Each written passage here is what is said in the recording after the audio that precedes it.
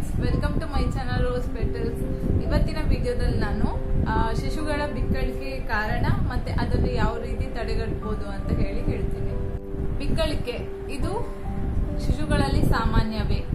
ಹೌದು, ಇದು ದೊಡ್ಡವರಿಗೆ ಮಾತ್ರ ಅಲ್ಲ. ಬಿಕ್ಕಳಿಕೆ ಅನ್ನೋದು ಚಿಕ್ಕ ಹುಟ್ಟಿದ ಮಗುವಿನಿಂದ ಹಿಡಿದು ಸ್ಟಾರ್ಟ್ ಆಗುತ್ತೆ. 0 to 6 ಮಂತ್ ತನಕ ಜಾಸ್ತಿ ಇರುತ್ತೆ ಬಿಕ್ಕಳಿಕೆ. ದಿನಕ್ಕೆ 2-3 ಸಲನು ಬಿಕ್ಕಳಿಸ್ತಾ ಇರ್ತಾರೆ ಮಕ್ಕಳು. ಬಿಕ್ಕಳಿಕೆ ಬಂದಾಗ ನಾವು ದೊಡ್ಡವರಾಗಿನೇ ನಮ್ಗೆ ಇರಿಟೇಷನ್ ಆಗ್ತಾ ಇರುತ್ತೆ. ಹಾಗಿರುವಾಗ ಮಕ್ಕಳಿಗೆ ಬಿಕ್ಕಳಿಕೆ ಬಂದಾಗ ನಮ್ಗೆ ಜಾಸ್ತಿ ವರಿ ಆಗುತ್ತೆ. ಯಾಕಂದ್ರೆ ಎಷ್ಟು ಸಣ್ಣ ಮಗುಗೆ ಬಿಕ್ಕಳಿಕೆ ಬರ್ತಾ ಇದೆ, ಏನ್ ಮಾಡೋದು ಅಂತ ಹೇಳಿ. ಸೊ ಜಾಸ್ತಿ ವರಿ ಮಾಡ್ಕೋಬೇಕಾದ ಅವಶ್ಯಕತೆ ಇರುವುದಿಲ್ಲ. ಯಾಕಂದ್ರೆ ಇದು ಕಾಮನ್ ಆಗಿ ಎಲ್ಲಾ ಮಕ್ಕಳಿಗೂ ಇರುತ್ತೆ. ಇದು ನಾರ್ಮಲ್. ಸೊ ಜಾಸ್ತಿ ವರಿ ಮಾಡ್ಕೋಬೇಡಿ ಬಿಕ್ಕಳಿಕೆ ಬಗ್ಗೆ. ಇದನ್ನು ಯಾವ ರೀತಿ ತಡೆಗಟ್ಟಬಹುದು, ರೆಡ್ಯೂಸ್ ಮಾಡ್ಬೋದು ಯಾವ ರೀತಿ ಅಂತ ಹೇಳಿ ನಾನು ಈ ವಿಡಿಯೋದಲ್ಲಿ ಹೇಳ್ತೀನಿ ನಿಮ್ಗೆ.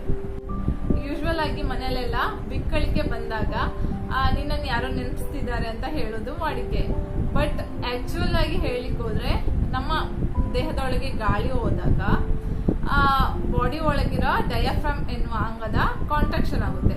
ಸೊ ಈ ತರ ಆಗೋದ್ರಿಂದ ಬಿಕ್ಕಳಿಕೆ ಬರುತ್ತೆ. ಸಣ್ಣ ಮಕ್ಕಳದು ಡೈಜೆಸ್ಟಿವ್ ಸಿಸ್ಟಮ್ ಇನ್ನೂ ಮೆಚೂರ್ ಆಗಿರಲ್ಲ, ಬೆಳೀತಾ ಇರುತ್ತೆ. ಬಾಡಿದು ಡೈಜೆಸ್ಟಿವ್ ಸಿಸ್ಟಮ್ ಮಾತ್ರ ಅಲ್ಲ, ಎಲ್ಲ ಪಾರ್ಟ್ಸ್ ಬೆಳೀತಾ ಇರುತ್ತೆ. ಸೊ ಹಾಗಾಗಿ ಜಾಸ್ತಿ ಬಿಕ್ಕಳಿಕೆ ಬರ್ತಾ ಇರುತ್ತೆ ಮಕ್ಕಳಿಗೆ. ಇದು ಕಾಮನ್. ಸೊ ಜಾಸ್ತಿ ಏನು ಟೆನ್ಷನ್ ಮಾಡ್ಕೋಬೇಕಾದ ಅವಶ್ಯಕತೆ ಇರುವುದಿಲ್ಲ.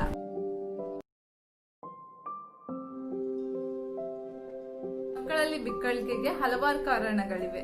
ಸೊ ಮೊದಲಿಗೆ breathing too much air while feeding. ಅಂದ್ರೆ ಹಾಲು ಕುಡಿಬೇಕಾದ್ರೆ ಮಕ್ಕಳು ಬಾಟ್ಲ್ ಹಾಲು ಆಗಿರ್ಬೋದು ಅಥವಾ ಬ್ರೆಸ್ಟ್ ಮಿಲ್ಕ್ ಆಗಿರ್ಬೋದು, ಫೀಡ್ ಮಾಡ್ಬೇಕಾದ್ರೆ ಮಕ್ಕಳು ಹಾಲಿನ ಜೊತೆಗೆ ಗಾಳಿನೂ ಸೇವನೆ ಮಾಡಿರ್ತಾರೆ. ಸೊ ಹೀಗಾಗಿ ಬಿಕ್ಕಳಿಕೆ ಬರುತ್ತೆ. ಬಾಟ್ಲ್ ಹಾಲು ಕೊಡ್ಬೇಕಾದ್ರೆ ನಾವು ಬಾಟಲ್ ನಿಪ್ಪಲ್ ಅಲ್ಲಿ ಗಾಳಿ ಏನಾದ್ರು ಇದ್ರೆ ಅದನ್ನು ಹೊರಗೆ ತೆಗೆದು ಆಮೇಲೆ ಮಕ್ಕಳಿಗೆ ಫೀಡ್ ಮಾಡ್ಲಿಕ್ಕೆ ಕೊಡ್ಬೇಕು. ಅದೇ ರೀತಿ ಬ್ರೆಸ್ಟ್ ಮಿಲ್ಕ್ ಫೀಡ್ ಮಾಡ್ಬೇಕಾದ್ರೂ ಅಷ್ಟೇ, ಮಕ್ಕಳು ಹಾಲಿನ ಜೊತೆಗೆ ಗಾಳಿನೂ ಸೇವನೆ ಮಾಡ್ತಾ ಇರ್ತಾರೆ. ಸೊ ಆ ಟೈಮಲ್ಲಿ ನಮ್ಗೆ ಸೌಂಡ್ ಬರ್ತಾ ಇರುತ್ತೆ, ಸೌಂಡ್ ಜೊತೆಗೆ ಹಾಲು ಕುಡಿತಾ ಇರ್ತಾರೆ. ಸೊ ಹಾಗಾಗಿ ನಮ್ಗೆ ಗೊತ್ತಾಗುತ್ತೆ ಗಾಳಿನೂ ಸೇವನೆ ಮಾಡ್ತಾ ಇದ್ದಾರೆ ಅಂತ. ಆ ಟೈಮಲ್ಲಿ ಮಗುನ ಕರೆಕ್ಟ್ ಆಗಿ ಹಿಡ್ಕೊಂಡು ಕರೆಕ್ಟ್ ಪೊಸಿಷನ್ ಅಲ್ಲಿ ಹಾಲು ಕೊಡಿ. Next, irritants in the atmosphere. ಅಂದ್ರೆ ಕಲುಷಿತ ವಾತಾವರಣ ಆಗಿರ್ಬೋದು ಅಥವಾ ಪರ್ಫ್ಯೂಮ್ ಇಲ್ಲಾಂದ್ರೆ ರೂಮ್ ಸ್ಪ್ರೇ ಏನಾದ್ರು ಯೂಸ್ ಮಾಡಿದ್ರೆ ಅದರ ಗಾಳಿ ಸೇವನೆಯಿಂದಲೂ ಮಕ್ಕಳಿಗೆ ಬಿಕ್ಕಳಿಕೆ ಬರುತ್ತೆ. Third, allergic reactions. ಇದು ಏನಕ್ಕಾಗುತ್ತೆ ಅಂದ್ರೆ ಫುಡ್ ಎಲರ್ಜಿಯಿಂದ ಆಗುತ್ತೆ. ತಾಯಿದು ಬ್ರೆಸ್ಟ್ ಮಿಲ್ಕ್ ಆಗ್ಬೋದು ಅಥವಾ ಮಗುಗೆ ಫಾರ್ಮುಲಾ ಮಿಲ್ಕ್ ಕೊಡ್ತಿರೋದ್ರೆ ಅದರಿಂದನೂ ಈ ಅಲರ್ಜಿ ಆಗಿರ್ಬೋದು. ಇದನ್ನು ಏನ್ ಮಾಡ್ಬೇಕಂದ್ರೆ, ತಾಯಿದು ಬ್ರೆಸ್ಟ್ ಮಿಲ್ಕ್ ಇಂದ ಈ ತರ ಹಿಕಪ್ಸ್ ಬರ್ತಿದೆ ಅಂದ್ರೆ ತಾಯಿ ಏನು ಫುಡ್ ಸೇವನೆ ಮಾಡ್ತಿದ್ದಾಳೋ ಅದನ್ನು ಸ್ವಲ್ಪ ಅಬ್ಸರ್ವ್ ಮಾಡ್ಬೇಕಾಗುತ್ತೆ. Same food next time repeat ಮಾಡಿದಾಗ ಈ ತರ ಹಿಕಪ್ಸ್ ಬರ್ತಾ ಇದ್ರೆ ಆ ಫುಡ್ ಅನ್ನು ಅವಾಯ್ಡ್ ಮಾಡ್ಬೇಕಾಗುತ್ತೆ ತಾಯಿ.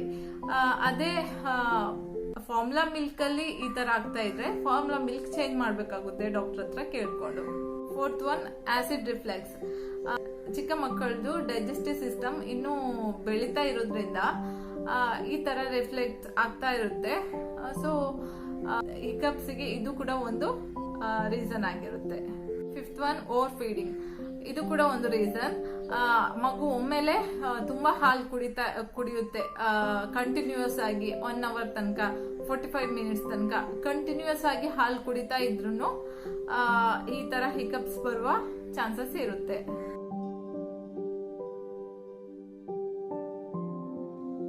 ಮಕ್ಕಳಿಗೆ ಬಿಕ್ಕಳಿಕೆ ಬಂದ ನಂತರ ಏನ್ ಮಾಡೋದು, ಇದನ್ನ ಹೋಗಲಾಡಿಸೋದು ಹೇಗೆ ಅಂತ ಹೇಳಿದ್ರೆ, ಇದು ತನ್ನಿಂತಾನೆ ಹೋಗುತ್ತೆ. ಒಂದು 30 seconds ಅಥವಾ 1 minute ಒಳಗಡೆ ಹಿಕಪ್ಸ್ ಹೋಗುತ್ತೆ. ಬಟ್ ಇದು ಮತ್ತೆ ಕಂಟಿನ್ಯೂಸ್ ಲಾಂಗ್ ಟೈಮ್ ಆಗ್ತಾ ಇದ್ರೆ ತುಂಬಾ ಇರಿಟೇಷನ್ ಆಗ್ತಾ ಇರುತ್ತೆ ಮಕ್ಕಳಿಗೆ.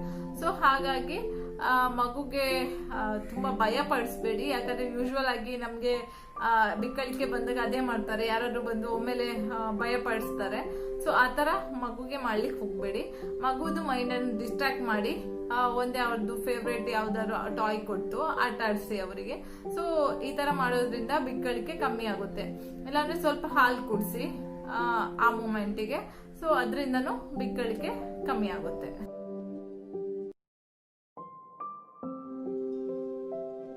ಬಿಕ್ಕಳಿಕೆ ಬರದ ತರ ನಾವು ಏನ್ ಮಾಡ್ಬೇಕು ಅಂದ್ರೆ ಮಗುನ ಅಪ್ರೈಟ್ ಪೊಸಿಷನ್ ಅಲ್ಲೇ ಮಲಗಿಸಿ ಹಾಲು ಕುಡಿಸಿ ಮಗುಗೆ.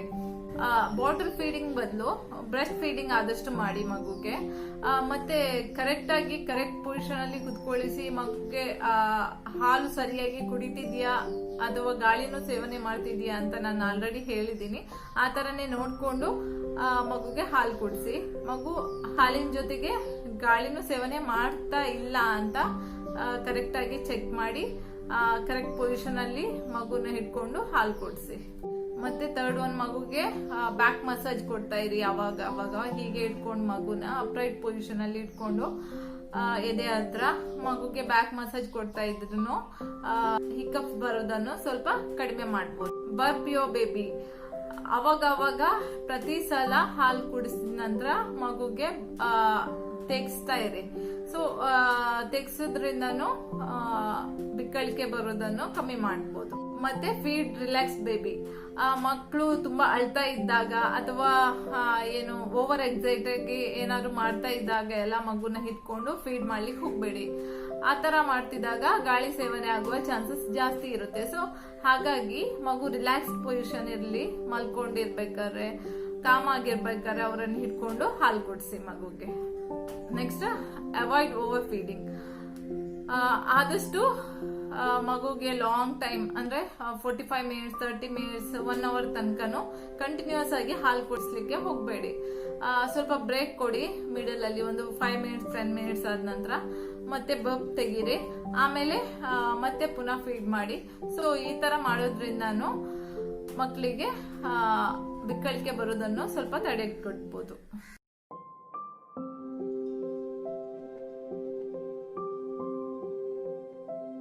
ನೀವು ಯಾವಾಗ ಡಾಕ್ಟರ್ ಕನ್ಸಲ್ಟ್ ಮಾಡ್ಬೇಕು ಅಂದ್ರೆ ತುಂಬಾ ಅಂದ್ರೆ 10 ಮಿನಿಟ್ಸ್ ಗಿಂತ ಜಾಸ್ತಿನೇ ಬಿಕ್ಕಳಿಕೆ ಬರ್ತಾ ಇದೆ ಮಕ್ಕಳಿಗೆ ಕಂಟಿನ್ಯೂಸ್ ಆಗಿ, ಡೈಲಿ ಈ ತರನೇ ಬಿಕ್ಕಳಿಸ್ತಿದ್ದಾರೆ, ಮತ್ತೆ ಅವ್ರದ್ದು ನಿದ್ದೆಗೆ ತೊಂದರೆ ಆಗ್ತಿದೆ, ಹಾಲು ಸರಿಯಾಗಿ ಕುಡಿತಾ ಇಲ್ಲ ಬಿಕ್ಕಳಿಕೆಯಿಂದ, ಇಲ್ಲಾಂದ್ರೆ ಕೆಮ್ತಾ ಇದ್ದಾರೆ, ಕಂಟಿನ್ಯೂಸ್ ಆಗಿ ಕೆಮ್ಮೋದು, ತುಂಬಾ ಬಾಯಿಯಿಂದ ಸಲೈವ ಎಲ್ಲ ಹೊರಗೆ ಬರುದು, ಕೆಮ್ಮಿ ಈ ತರ ಎಲ್ಲ ಆದ್ರೆ ನೀವು ಡಾಕ್ಟರ್ ಅನ್ನು ಇಮಿಡಿಯೇಟ್ ಆಗಿ ಕನ್ಸಲ್ಟ್ ಮಾಡ್ಬೇಕಾಗುತ್ತೆ.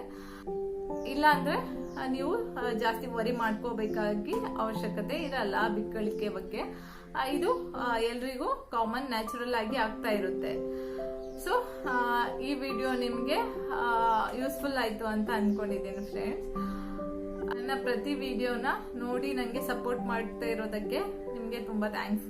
ಹಾಗೇನೆ ವಿಡಿಯೋನ ಲೈಕ್ ಮಾಡಿ, ಶೇರ್ ಮಾಡಿ, ಸಬ್ಸ್ಕ್ರೈಬ್ ಮಾಡಿ, ಹಾಗೇನೆ ಬೆಲ್ ಐಕಾನ್ ಕ್ಲಿಕ್ ಮಾಡಿ. ಯಾಕಂದ್ರೆ ನಂದು ಯಾವುದೇ ಹೊಸ ವಿಡಿಯೋ ಇದ್ರೂ ನಿಮ್ಗೆ ನೋಟಿಫಿಕೇಶನ್ ಬರುತ್ತೆ. Thank you.